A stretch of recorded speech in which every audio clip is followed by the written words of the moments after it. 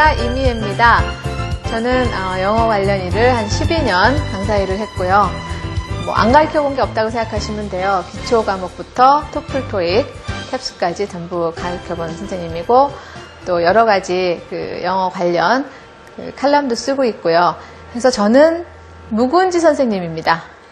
요즘 선생님들은 굉장히 파릇파릇하시죠. 저 나이도 젊고 굉장히 통통 튀고 그다음에 재미있는 이야기도 잘 하시고 근데 저는 이렇게 오래오래 묵은지 선생이기 때문에 묵은지의 깊은 맛은 있겠지만 삭삭한 아주 사각사각한 그 겉절이의 맛은 없으니까 그렇게 이해하시고 오늘 강의 들어주시기 바랍니다.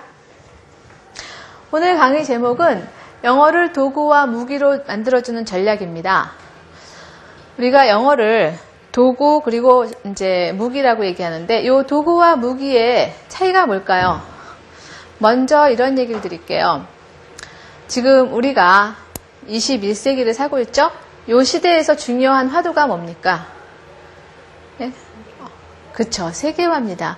어머니 굉장히 잘하시네요. 예, 세계화입니다. 예, 세계화에 있어서 우리에게 요구되는 것은 세계 시민의식이에요. 세계 시민의식이라는 거는 뭐냐면 내가 한 개인으로서 대한민국의 한 국민이기도 하지만 전 세계 빌리지, 저 세계라는 이 빌리지 안에서 어떻게 행동하고 어떤 지향을 갖고 살아야 하느냐 하는 문제입니다. 그래서 세계 시민의식을 갖자 하는 것이 아마 올해부터는 굉장히 큰 이슈가 될 거예요. 우리나라 교육에서. 아직까지는 이제 가시화되고 있지 않지만 여러분이 그래서 어머니들은 미리 준비를 하시는 게 상당히 중요합니다. 그러면 이 세계 시민의식에서 몇 가지 포인트가 있어요. 뭐가 있을까요? 세계 시민이 되기 위해서 필요한 것. 네? 그쵸, 언어죠. 예. 근데 언어보다 사실은 더 중요한 게 있습니다. 언어는 도구로서 중요해요. 근데 언어보다 더 중요한 것을 먼저 얘기해 드릴게요. 언어보다 더 중요한 것은 도덕성, 그쵸? 윤리성. 두 번째는 남을 배려하는 마음입니다. 그래서 우리가 이 세계화를 위해서 세계 시민의식을 갖자 하는데 포인트가 되는 것은 도덕성을 갖자. 올바른 도덕. 왜냐하면 사실 우리나라 지금 도덕성이 굉장히 낮다고 돼 있어요. 그렇게 해가지고는 세계하고 경쟁을 할 수가 없는 거죠. 다음, 남을 배려하는 마음.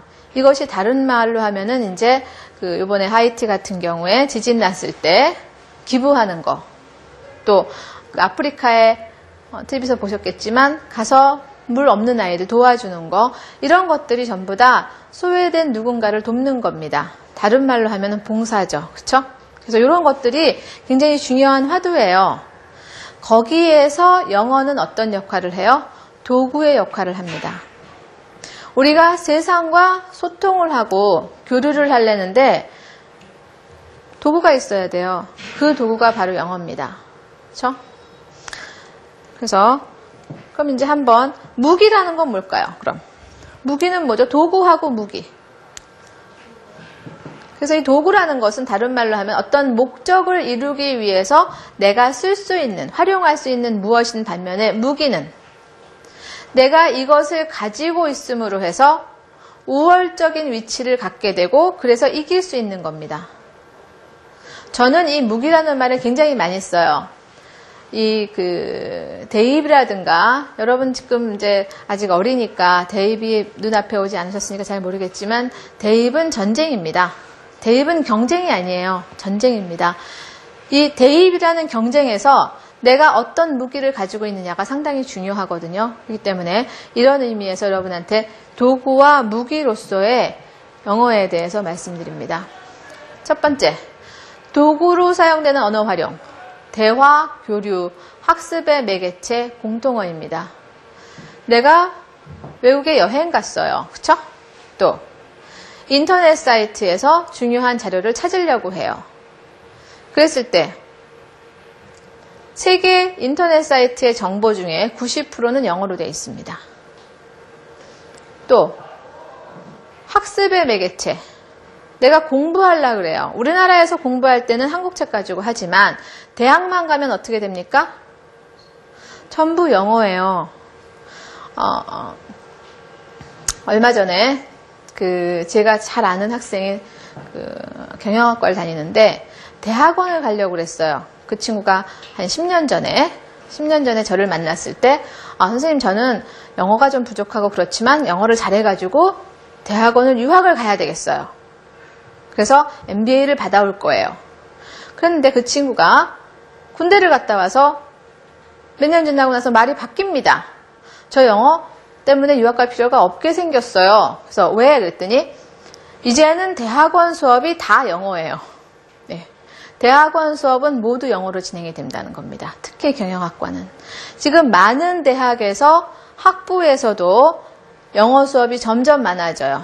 경영학과는 거의 다인 학교가 대부분 많습니다. 이게 우리의 현실이에요. 그러니까 학습의 매개체로서 영어는 필수적인 거죠. 그렇죠? 또 우리나라에 외국인이 왔어요. 예를 들어서 싱가포르나 여기서 이주 노동자가 왔어요. 이분들이 처음 와서 한국말 배워요? 못 배워요? 힘들어요? 한국말 어려운 언어입니다. 그럼 처음에 어떻게 의사소통을 해요? 영어를 합니다. 그쵸? 간단한 영어로 의사소통해요. 또 우리나라 학생이 중국에 유학 갔어요. 중국에 유학 갔는데 거기서 랭귀지 스쿨 다니다 보니까 중국어를 배우러 온 아이들이 중국어는 못해도 영어는 해요. 그래서 중국어를 배우러 온 랭귀지 스쿨에서 영어로 의사소통을 하는 겁니다. 이게 바로 영어가 가진 무한한 힘이에요. 그럼 왜 영어가 힘이 이렇게 있어졌어요? 난 마음에 안 들어. 나는 그냥 한국말 쓸래. 안 되는 거죠. 그쵸? 예. 그러면 봅시다. 이게 지금 그림을 본 건데 저 크기를 보세요. 영어 사용 국가의 크기입니다. 그쵸? 영어 사용 국가는 이렇게 많은 나라. 영어 사용 국가라는 것은 영어를 모국어로 사용할 뿐만 아니라 영어가 통용되는 나라예요. 여기에 우리나라도 포함이 되겠지요. 그쵸? 예. 그런데 요거랑 비교했을 때 영어 사용 불편 국가는 그림으로는 굉장히 큰 것 같아 보여요. 어디가 제일 큽니까? 아프리카가 제일 크죠. 그쵸? 아프리카가 제일 커요. 그런데 아래 보세요. 영어 사용 국가의 몇 프로? 2.6%예요. 영어가 사용되지 못한, 영어가 통용되지 않는 나라는 영어 사용 국가의 2.6%밖에 안 되는 겁니다. 다시 말하면 우리가 영어를 배움으로 해서 영어를 모국어로 쓰는 사람뿐만 아니라 영어를 사용하는 나라, 모국어가 아닌 나라들도 가서 교통하고 소통하고 교류할 수 있다는 얘기입니다. 지금 이집트에 여행 갔어요. 뭐 쓸까요? 영어 쓰죠. 우리가 이집트 말 배워가게 안 됩니다. 그쵸? 한 달 여행 갔다 오면 이집트 말을 한 단어 정도 알 수 있겠죠. 그쵸? 그렇지만 여전히 영어예요. 이게 바로 영어가 갖는, 우리가 영어를 해야 하는 이유입니다. 왜 필요해요? 도구로서 필요해요. 우리가 세상과 교통하고 다시 한번 또 세계 시민이 되기 위해서 필요한 영어입니다. 그럼 무기로 사용되는 영어 활용은 어떨까요? 차별화를 시켜준다는 겁니다. 네. 어떻게 차별화가 될까요? 지금은 조금 많이 나아졌어요. 하지만 한 20년, 30년 전에는 영어를 할 줄 아는 사람과 영어를 할 줄 모르는 사람이 어떻게 됐습니까? 엄청난 차별이 이루어졌어요. 회사에 영어만 해도 취직이 돼요. 하지만 지금은 어때요? 이게 굉장히 좁아지고 있습니다. 지금은 영어를 못하는 사람이 없어요. 그러니까 회사에서 원하는 건 영어도 하고 플러스 알파예요. 옛날에는 영어만 할 줄 알면이었죠. 그렇죠? 이렇게 세상이 변하는 거와 마찬가지로 무기로 사용되는 영어도 차별화가 달라지고 있습니다. 그러면 어떤 게 있나 보죠? 이제 영어를 도구로 활용할 수 있는 프로그램. 여기에 지금 미지센터가 있는데 미지센터는 다른 말로 하면 서울 청소년 교류센터입니다. 장소가 남산에 있어요. 남산에 유스 호스텔 건물에 같이 있습니다.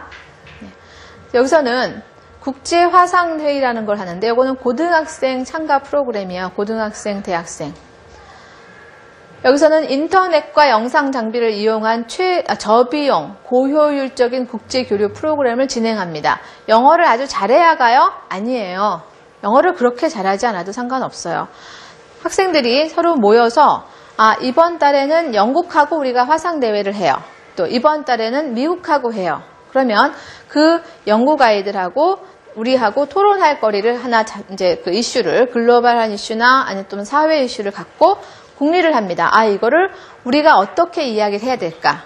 한국적인 상황에서 어떻게 풀어내야 될까? 해서 학생들끼리 프로그램을 만들어서 어떤 우리 이런 옷을 입자 이런 것도 되겠죠? 준비를 다 해요. 그래서 하루 날을 정해서 하는 겁니다. 그래서 화상으로 하이하고 헬로우하고 이제 우리는 이런 거에 이렇게 생각해. 아, 너희 나라에서는 그걸 어떻게 생각하니? 이렇게 그러니까 그 어떤 그 교류를 하는 거죠. 예. 요 프로그램이 1년에 보통 2~3차례씩 있습니다. 예. 학생들이 좀 힘들어 하긴 해요. 왜냐하면 그 남산까지 왔다 갔다 하려면 거리가 많기 때문에. 그렇지만 이걸 하고 난 아이들의 가장 그 많은 소감은 너무 재밌었어요. 너무 좋았어요. 왜? 우리나라 교육 시스템에 없는 거잖아요. 스스로 프로그램을 만들어낸다는 거, 그죠? 대단한 거죠.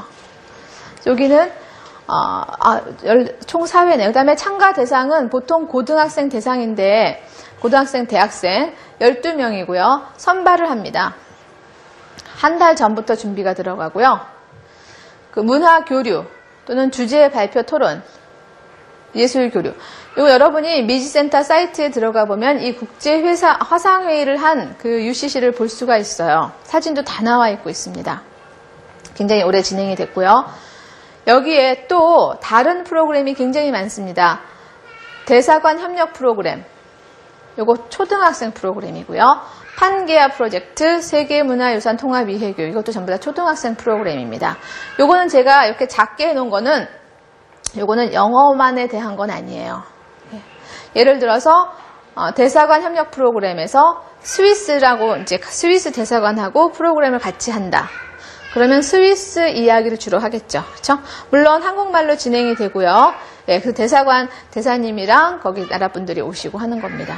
아이들한테 세계 시민이 되기 위한 그 오프닝을 해주기 굉장히 좋은 프로그램들입니다.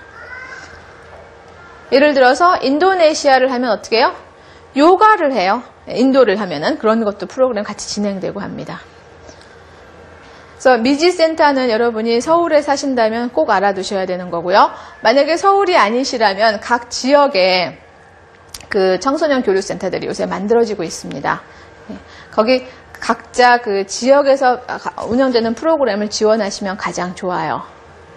왜냐하면 지역에서는 그 지역에 지원이 나오기 때문에 그 딴 지역 사람들은 좀 지원할 수가 없어요. 예를 들어서 이 프로그램은 서울시 학교를 다니는 사람 또는 서울시 거주민만 해당을 해요. 그럼 사람들이 물어봐요. 왜 안 돼요? 네, 이거는 서울시에서 지원을 받기 때문에 딴 데 것은 안 됩니다. 다음 요거는 펜와 파키드라 그래가지고 영어를 도구로 사용할 수 있는 아주 대표적인 프로그램이에요. 그림을 보시면 뭐가 떠오르세요? 떠오르는 거 없으세요?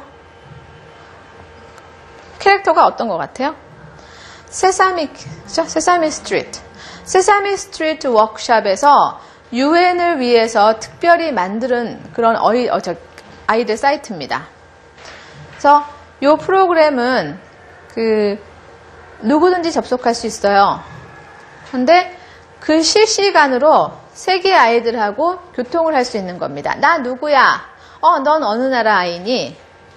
그러니까 여러분이 알고 있는 그 채팅 프로그램하고 비슷한 것 같은데 사실은 똑같진 않아요. 그리고 내가 살고 있는 나라